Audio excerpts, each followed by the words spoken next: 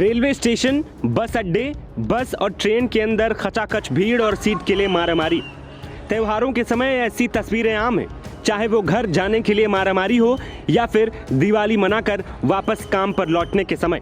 यात्रियों को अक्सर ऐसी परेशानी का सामना करना पड़ता है, लेकिन इसी बीच रेलवे ने यात्रियों के लिए बड़ी खुशखबरी दी है, क्योंकि भारतीय रेलवे ने यात्रियों की सुविधा के लिए एक बड़ा कदम उठाया है, जिसके तहत आने वाले 5 दिनों में रेलवे 1500 स्पेशल ट्रेनें चलाने जा रही है, ताकि हर यात्री सुरक्षित और आराम से अपने अपने गंतव्य तक पहुंच सके। रेलवे मंत्रालय के मुताबिक ये फैसला छठ पूजा के दौरान यात्रियों की संख्या में तेजी से बढ़ोतरी को देखते हुए लिया गया है। मंत्रालय ने कहा कि इन ट्रेनों का मकसद त्योहार के समय भीड़भाड़ को कम करना और यात्रियों को आरामदायक यात्रा का अनुभव देना है, यानी अब आने जाने की टेंशन कम होगी। ये फैसला इसलिए भी लिया गया है क्योंकि छठ के समय पूर्वी भारत जाने वाली ट्रेनों में सबसे ज्यादा भीड़ दर्ज होती है। मंत्रालय का कहना है कि इन अतिरिक्त ट्रेनों की मदद से भीड़ कम होगी और सीटों की उपलब्धता बढ़ेगी। इससे कंफर्म टिकट मिलना भी पहले की तुलना में आसान हो जाएगा।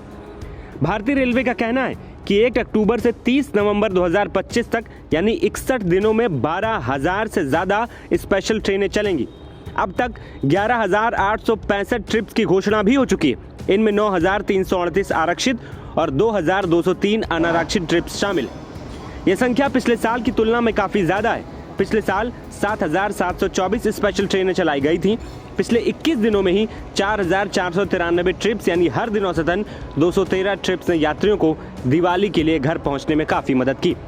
अभी एनडब्ल्यूआर में अक्टूबर के महीने में हम लोगों ने करीब 1,000 स्पेशल ट्रेन्स की ट्रिप्स उनको प्लान किया है और ये गाड़ियां ऐसी हैं जो कि विद इन एनडब्ल्यूआर भी हैं, एनडब्ल्यूआर से बाहर जाने वाली गाड़ियां भी हैं, कुछ गाड़ियां जो बगल के हमारे जोन हैं उनसे पास होने वाली गाड़ियां भी हैं।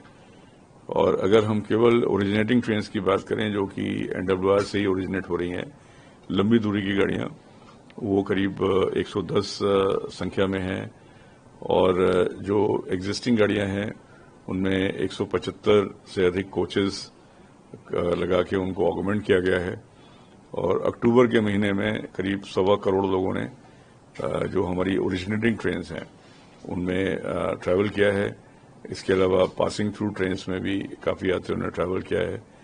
जितने हमारे बड़े स्टेशन हैं, गांधीनगर, जयपुर, जयपुर जंक्शन, अजमेर,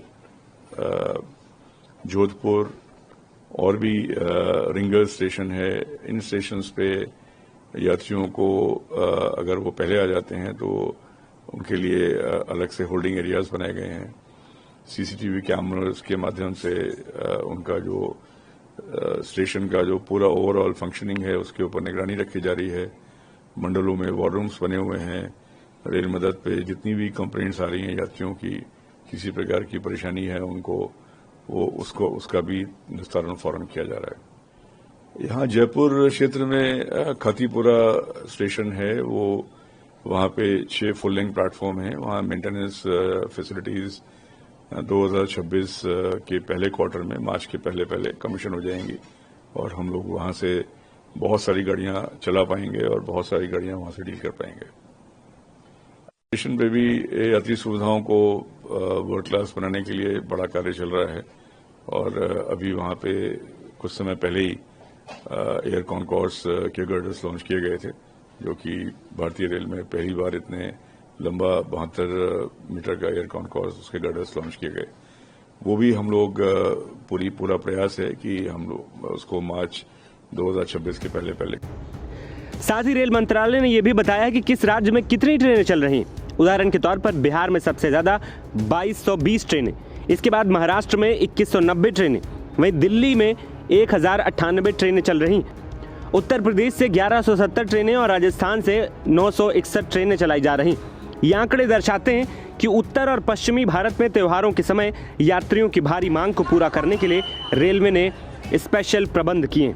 रेलवे मंत्रालय के मुताबिक 1 अक्टूबर से 19 अक्टूबर 2025 के बीच इन विशेष ट्रेनों से 1 करोड़ से ज्यादा यात्रियों ने सफर भी किया। दिल्ली जोन के तहत आने वाले नई दिल्ली, आनंद विहार, हजरत निजामुद्दीन, शुकर बस्ती और दिल्ली स्टेशन से 16 से 19 अक्टूबर के बीच 15.17 लाख यात्रियों ने सफर किया। ये पिछले साल की तुलना में 1.51 लाख यात्रियों की बढ़ोतरी दर्शाता है। वहीं रेल मंत्रालय के छठ पर और 1500 ट्रेनों को संचालन के फैसले पर लोग खुश हैं और सरकार को धन्यवाद दे रहे हैं। नवभारत टाइम्स की रिपोर्ट।